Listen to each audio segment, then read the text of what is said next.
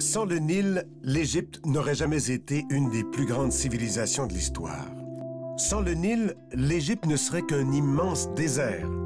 Dans l'Antiquité, les pharaons se servaient des crues du Nil pour asseoir leur autorité. Aujourd'hui, le fleuve fait vivre pas moins de 300 millions d'Africains. Le Nil est un des plus longs fleuves de la planète.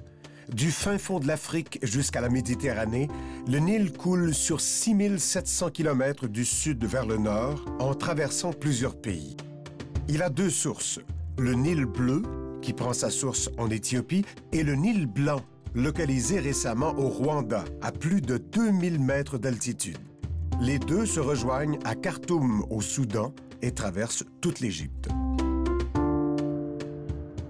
Voici notre bateau de croisière, le Touya, qui était le nom d'un vizir qui construisait des temples en 1300 avant Jésus-Christ.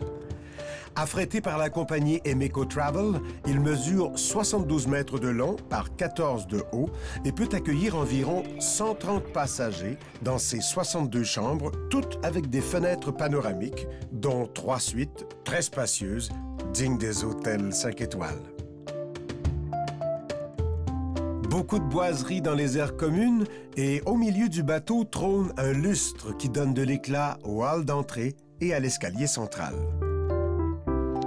Ce que j'aime, c'est la dimension humaine de ces bateaux comparés aux gros navires qui naviguent dans les Caraïbes, qui peuvent accueillir 3 000 à 4 000 passagers. Ici, on va être à peu près une centaine tout au plus. Donc, c'est une dimension beaucoup plus sympathique. Puis en plus, on est proche des rives, on peut voir les petits villages défiler, on peut même apercevoir des chameaux dans le désert à partir du bateau. Puis on voit plein d'embarcations, des felouks, des bateaux de croisière.